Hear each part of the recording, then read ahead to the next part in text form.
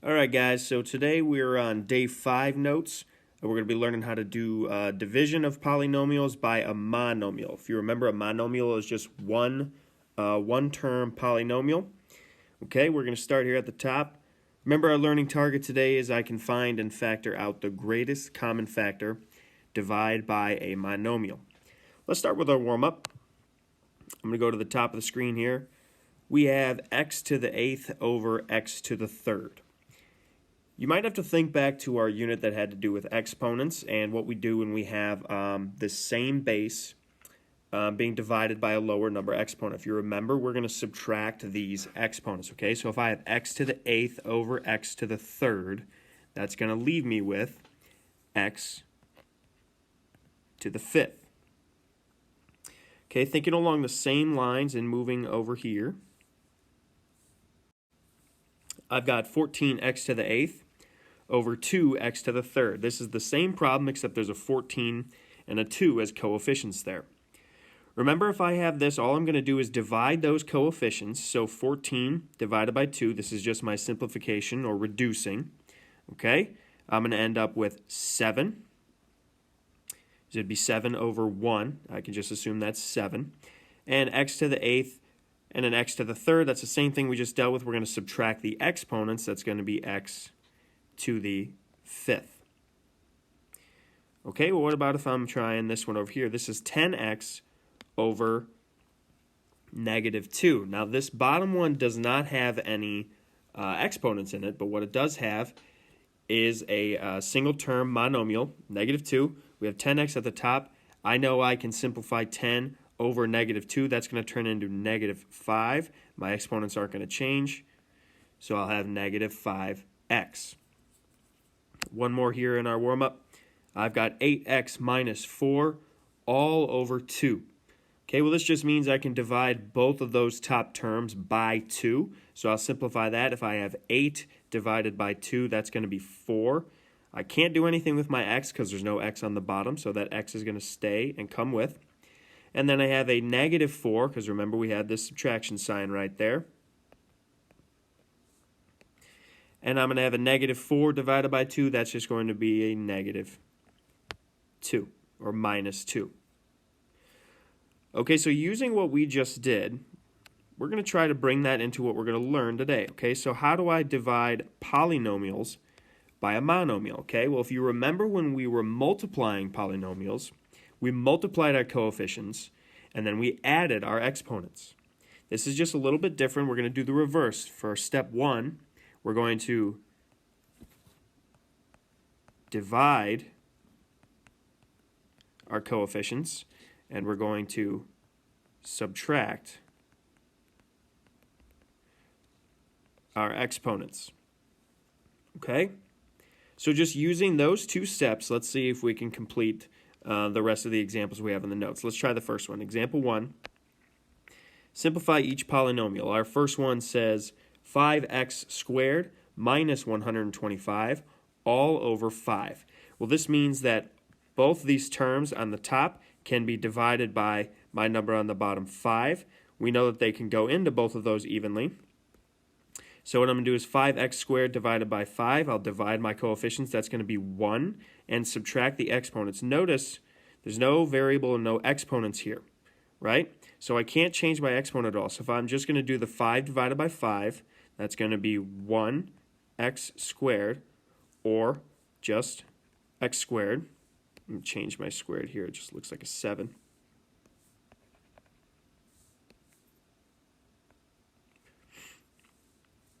And then I'm going to have negative 125 divided by 5, which is negative 25.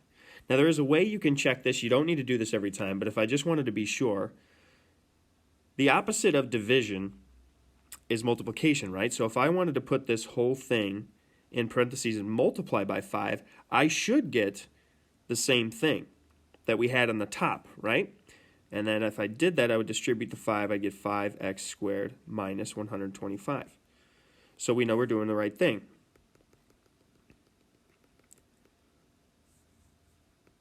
Sorry, I'll put the correct answer there. We're going to have x squared minus 25. Let's go to example B.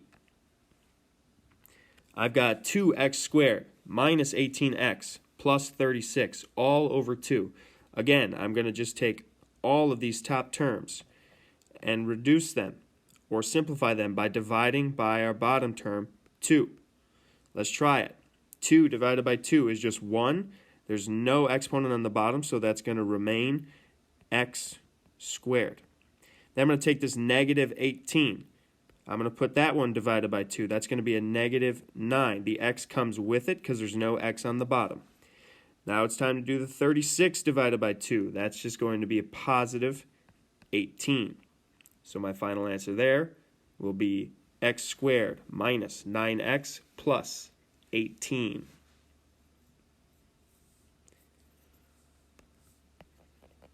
All right, let's move on to example C.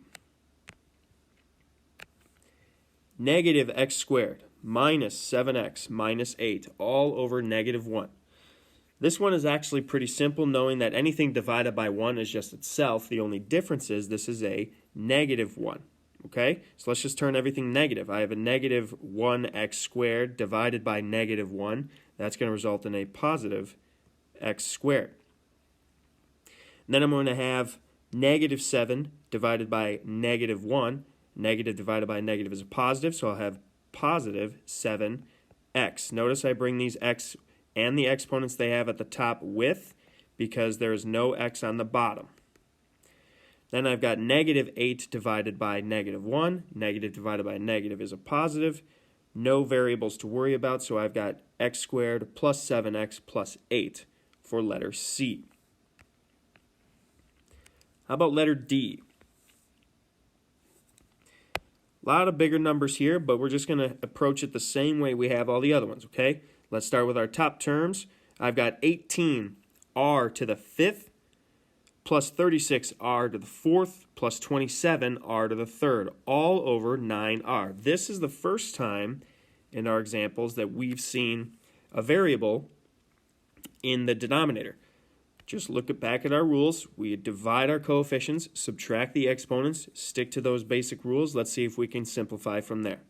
Okay, so I've got top term of 18r to the 5th. We're going to divide that by 9r. I'll divide my coefficients, which is 18 and 9. That's going to give me 2. I'll subtract my exponents, which I have 5. And because there's nothing written here, doesn't mean it's 0. Remember, we assume it's a 1. So I'm going to have 5 minus 1, so it's going to be 2r to the 4th. Okay, what about here? I've got a term of 36r to the 4th divided by 9r. Same thing, 36 divided by 9 is going to be a positive 4. I've got r to the 4th, and on the bottom is r to the 1st. 4 minus 1 is 3.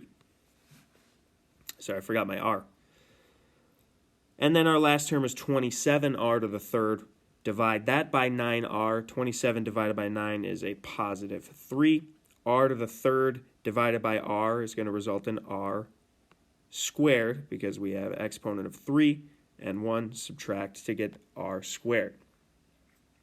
So final expression of 2r to the 4th plus 4r to the 3rd plus 3r squared. Okay?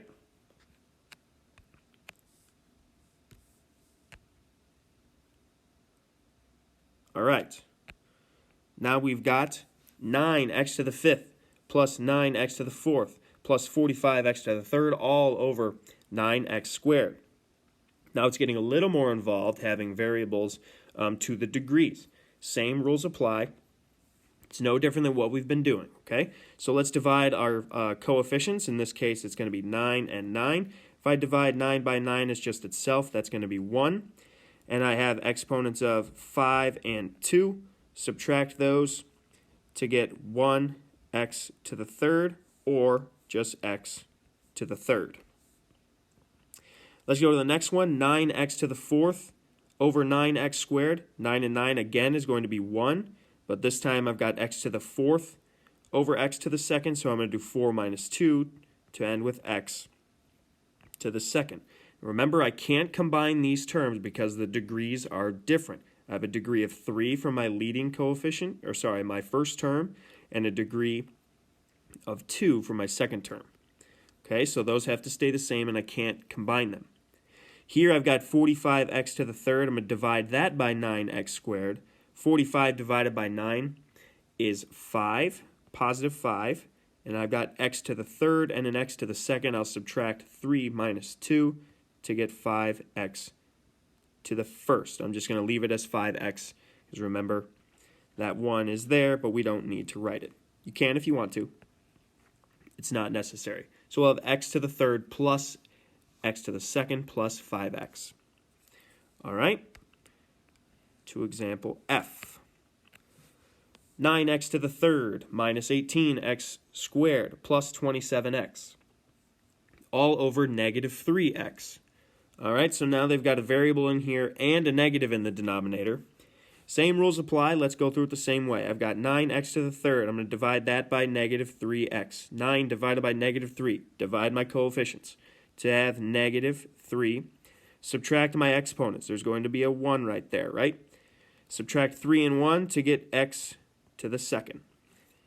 Then I've got negative 18x squared divided by negative 3x to the first. Negative 18 and negative 3.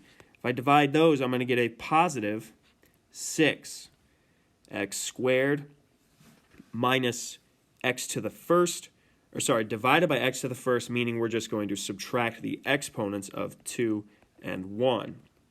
So that's going to be 6x. Now here's the first time we're actually going to get some variables that cancel out. Notice that right here there's no degree, so we know that there's a 1, same as the bottom. So I'm going to still divide my coefficients. So 27 divided by negative 3, that's going to net me a negative 9. And if I subtract these exponents, 1 minus 1 is 0. You remember anything to the x, or anything to the power of 0 is just 1. So I don't need to write those down. So we would actually have like an x to the 0 here, but because that's just 1, and it'd be multiplied by a negative 9, which would end up as itself, we just don't even need to write it there. So our final expression will be negative 3x squared plus 6x minus 9. So now we've had a few examples on how to do it when they have given us the greatest common factor. What about when they don't give us the greatest common factor? Well, let's give it a shot. What is the largest monomial value you can divide out of each term? That term is called the greatest common factor. It was given to us in the previous examples. Here, they have not. So how are we going to find it? What I usually do is I take a look at the terms that they've given me. I find the smallest one, and I try to see if that smallest term can be factored out of each and every single one. So let's try it with A. I've got 2x squared minus 8. My smallest term here is going to be the 2x squared. Now, if I wanted to take anything out of there, I could not take out a variable because this term does not have a variable that is the same as the first one. There's no variable there, so I can't take out a variable of that one. But it does have a number that I can take out of it, and that is 2. So if I can take out a 2 of this term, can I take out a term of this 2 out of that one? I can. So let's do that. Let's divide by 2. If I divide by 2, now this looks just like what we were dealing with on the first page, right? So I'm going to divide my coefficients here of 2 and 2. I'll end up with 1x squared, no variable in the denominator for me to subtract exponents for. And then I will divide negative 8 and 2 to get negative 4. So my final expression will be x squared minus 4. All right, let's try it with B. Now this one's a little different. We've got a trinomial with bigger numbers. It might seem scary at first, but let's see if we can attack it the same way. I'm going to look at my smallest coefficient. Okay, my smallest term here is a 4. I'm going to see if I can take out this 4, if I can take out a 4 in each one of these terms. Does 4 go into 24 evenly? Yes. Does 4 go into 36 evenly? Yes, it does. Okay, so let's divide by 4. Now, what if I wanted to take out a variable with it? Notice this one has a variable and this one does too. But remember, if I wanted to take out a variable as my greatest common factor, every term in the numerator, which is this right here, the top half, right? Every single term in there would have to have a variable. In this case, the 36 does not. So we can only take out a coefficient value, in this case 4. So now I'm going to divide and subtract exponents just like I've been doing in all of my other ones. 4 divided by 4 is going to be 1. No exponents to subtract, so it's going to remain x squared. Now I have 24x divided by 4. That's going to give me 6x. And then I have 36 divided by 4, which is just positive 9. No variables to worry about there at all.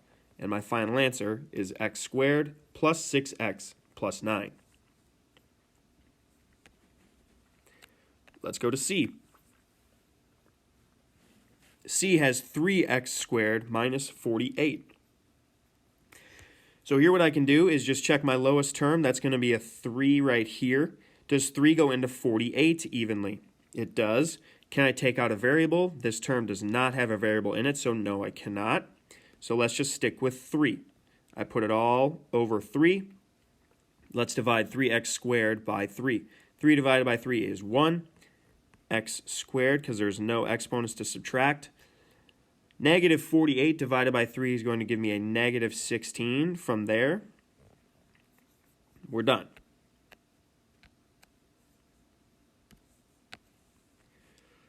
How about 10x squared minus 1,000? Well, just because this ends in a 0, I know 10 is going to be able to go into there, so let's just start with that term. I'm going to divide everything by 10. Again, can't take out a variable because there's no variable attached to my second term in the numerator. So we'll divide everything by 10. 10x squared divided by 10 is just going to be x squared. And then I've got negative 1,000 divided by 10, which is going to be 100.